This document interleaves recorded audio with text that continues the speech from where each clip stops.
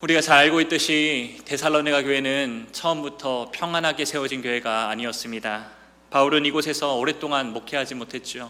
새 안식일 동안 말씀을 전했지만 끝내 유대인들의 박해로 인해서 그 교회를 떠나야 했습니다. 이제 막 교회가 세워졌는데 곧바로 고난이 닥쳐온 것입니다. 이런 상황 속에서 그 교회의 성도들의 마음은 어떠했겠습니까?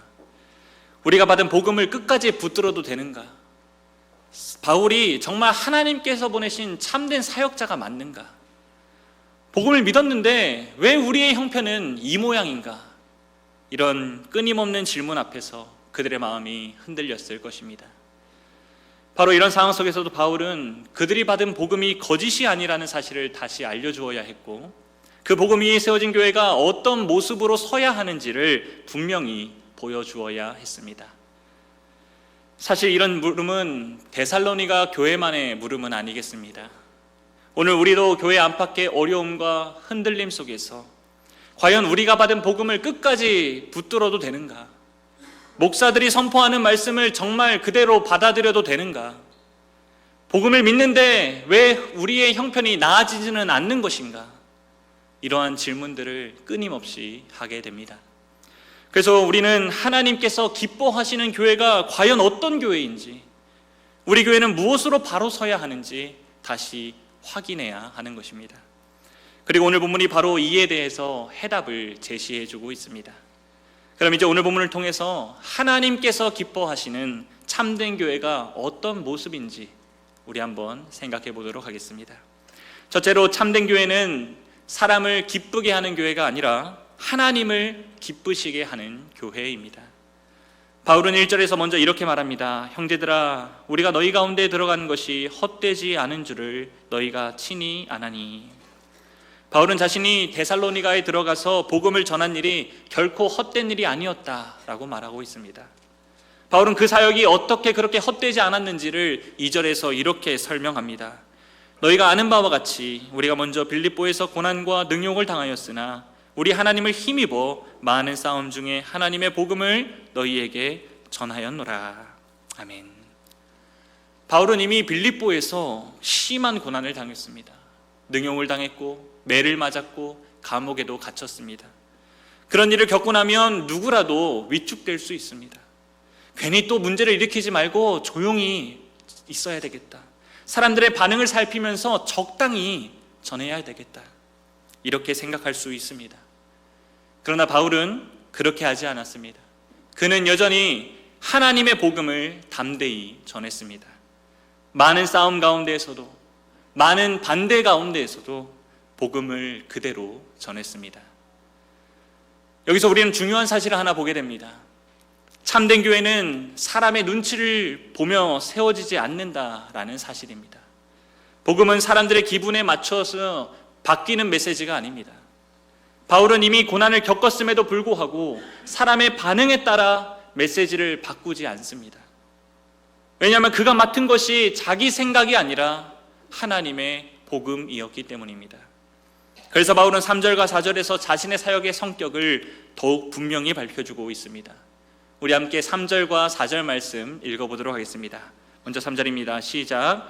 우리의 권면은 간사함이나 부정에서 난 것이 아니요 속임수로 하는 것도 아니라 오직 하나님께 옳게 여기심을 입어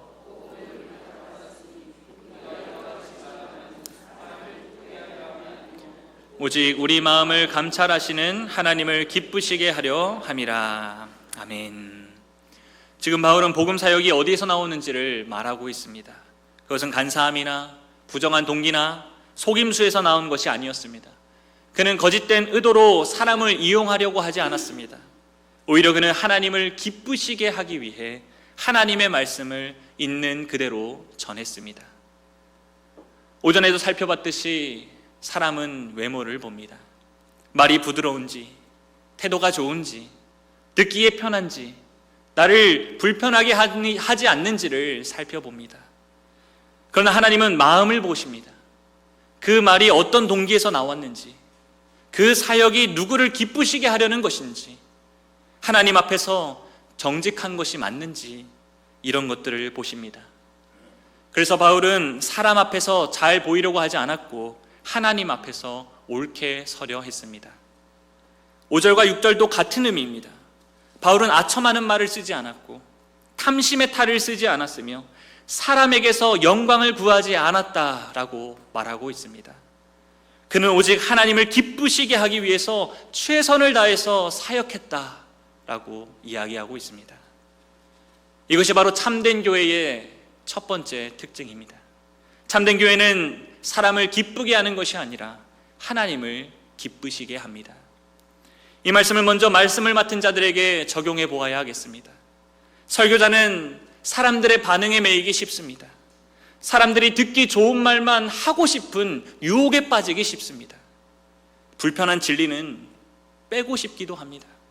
책망해야 할 말씀은 조금 줄이고 위로의 말씀, 평강의 말씀만 전하고 싶습니다. 그래야 성도들이 좋아하기 때문입니다. 그러나 그렇게 하면 교회는 잠시 편안할 수는 있지만 결코 든든히 세워지지 않습니다. 교회를 세우는 것은 사람을 기쁘게 하는 말이 아니라 하나님께서 맡기신 복음이기 때문입니다. 물론 이 말씀은 목회자에게만 해당되는 것도 아니겠지요. 모든 성도들에게 그대로 적용해야 하는 말씀입니다. 우리는 얼마나 자주 사람의 시선을 의식합니까? 기도할 때도, 봉사할 때도 하나님보다 사람의 평가에 더 귀를 기울입니다. 사람에게 인정받고 싶고 좋은 신앙인인 척 보이고 싶고 교회 안에서 좋은 평판을 얻고 싶어 합니다. 하지만 하나님은 우리의 겉모습만 보지 않으시고 마음을 감찰하십니다. 그러므로 참된 교회는 늘 스스로 물어야 합니다. 우리는 지금 누구를 기쁘게 하길 원하는가? 사랑하는 성도 여러분, 우리는 어떤 교회를 원합니까? 듣기 좋은 말만 가득한 교회를 원합니까? 아니면 하나님께서 기뻐하시는 교회를 원합니까?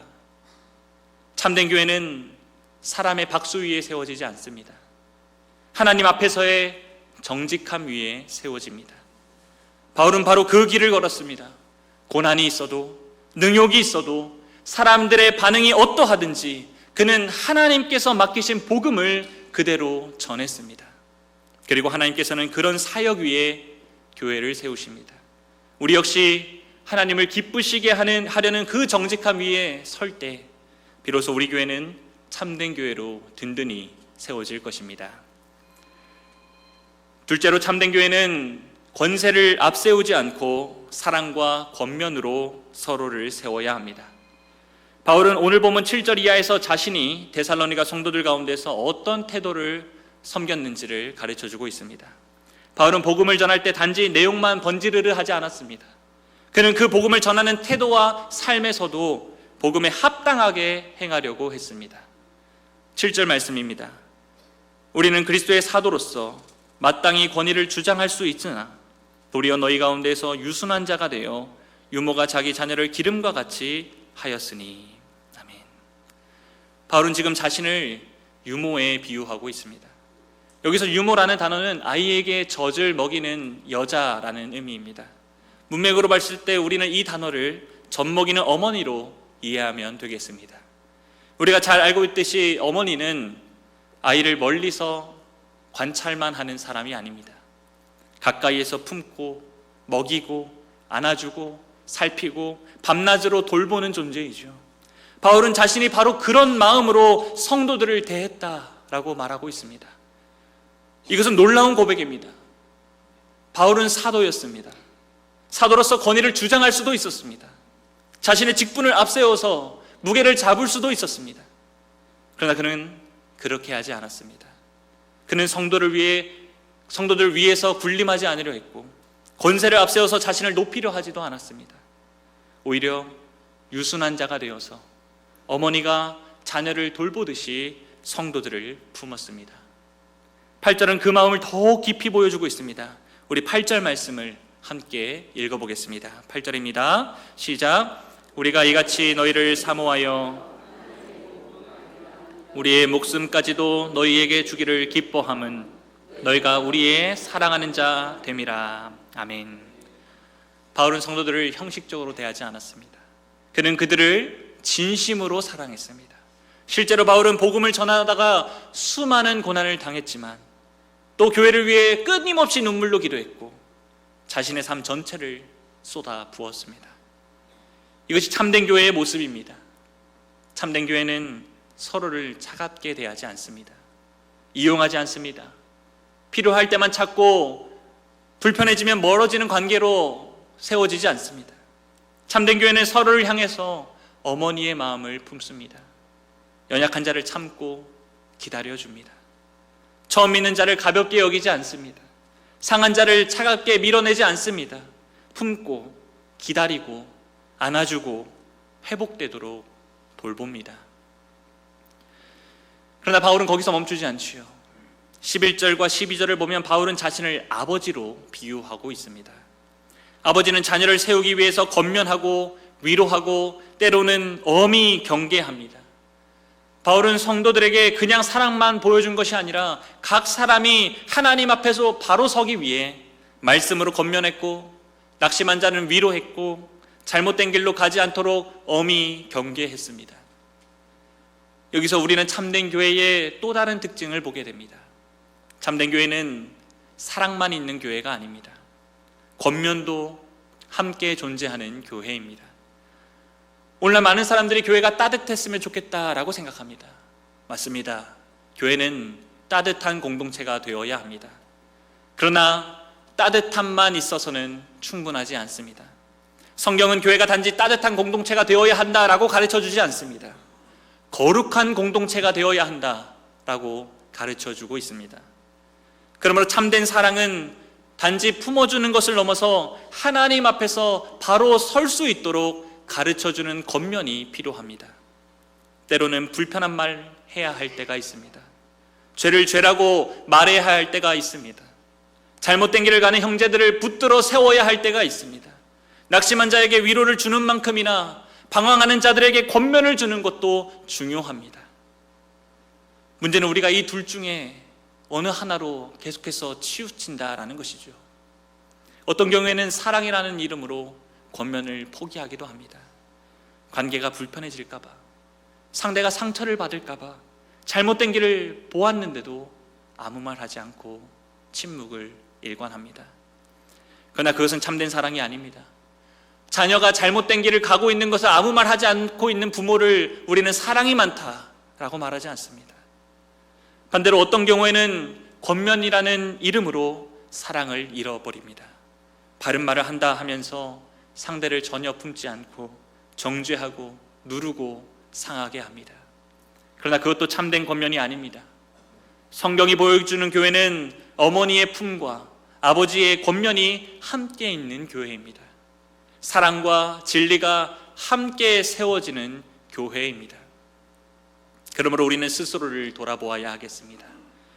우리는 교회 안에서 서로를 어떻게 대하고 있습니까? 다른 성도를 사랑의 대상이 아니라 불편한 존재로 여기고 있지는 않습니까? 사랑한다 하면서도 정작 하나님 앞에 바르게 서도록 돕는 권면은 회피하고 있지는 않으십니까? 반대로 바른 말을 한다라고 말하면서 사랑 없이 차갑게 말하고 상대를 짓누르려고 하고 있지는 않으십니까? 참된 교회는 이 둘을 함께 붙들어야 합니다. 사랑만으로도 안 되고 권면만으로도 안 됩니다. 사랑과 권면으로 서로를 세워야 합니다. 마지막으로 참된 교회는 말씀을 하나님의 말씀으로 받고 고난 속에서도 인내하는 교회입니다. 바울은 이제 13절 이하에서 데살로니가 교회가 어떻게 참된 교회로 설 수 있는지 그 결정적인 이유를 설명해 주고 있습니다. 우리 13절 말씀 함께 읽어보겠습니다. 시작.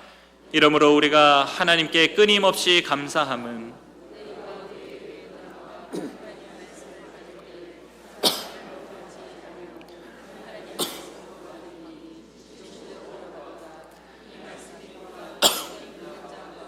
역사하느니라.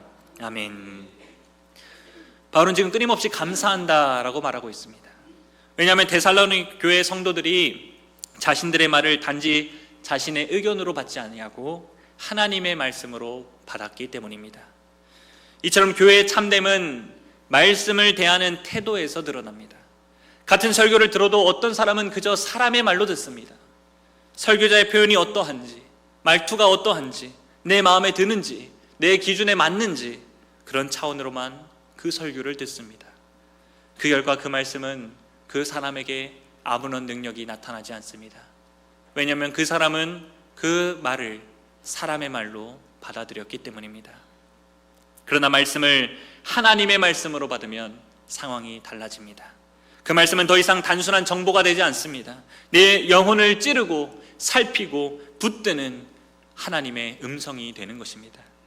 그래서 바울은 이 말씀이 또한 너희 믿는 자 가운데서 역사하느니라 라고 설명해 주고 있습니다. 하나님의 말씀은 살아있는 말씀입니다. 말씀이 하나님의 말씀으로 받아들여질 때 그 말씀은 믿는 자 안에서 실제로 역사합니다. 생각을 바꾸고 마음을 돌이키고 죄를 깨닫게 하고 낙심한 자를 일으키고 두려운 자를 견디게 하고 순종할 힘을 주고 끝까지 믿음으로 서게 합니다. 그러므로 참된 교회는 말씀을 평가하는 교회가 아니라 하나님의 말씀을 아멘하는 교회입니다. 오늘날 우리는 말씀 앞에 서기보다 말씀을 판단하는 자리에 서기에 너무나도 쉽습니다. 설교를 듣고 내 스스로 은혜가 되었다, 은혜가 안 되었다 평가합니다. 내게 맞는다, 맞지 않는다 라고 말합니다.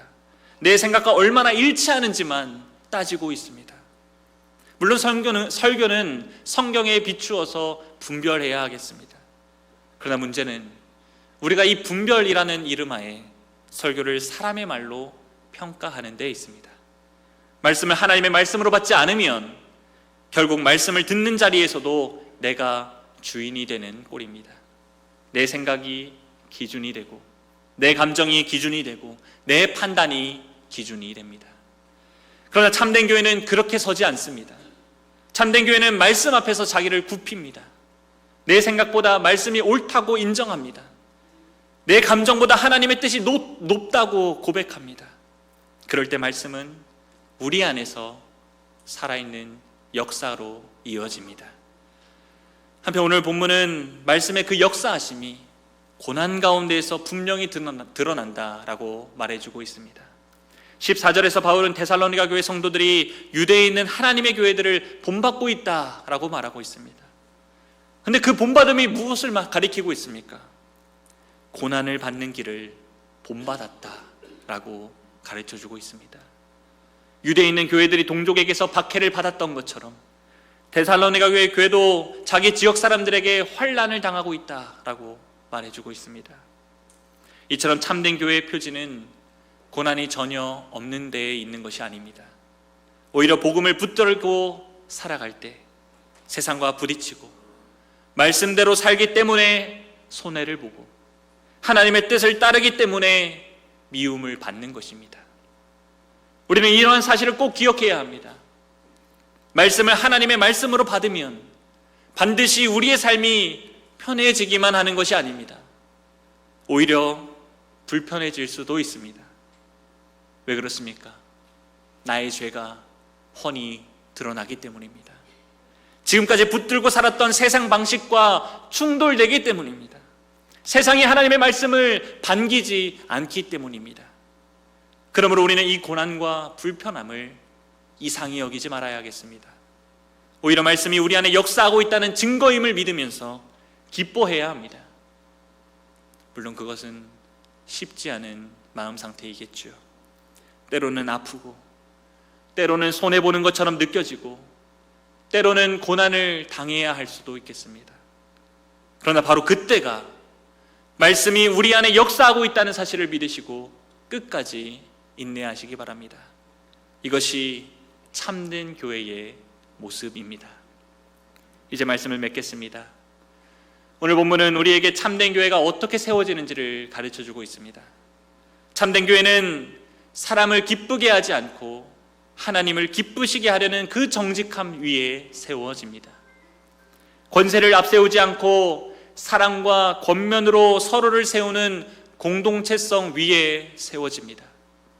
말씀을 하나님의 말씀으로 받고 고난 속에서도 그 말씀으로 믿음 위에 서서 인내하는 그 인내, 믿음 위에 세워집니다.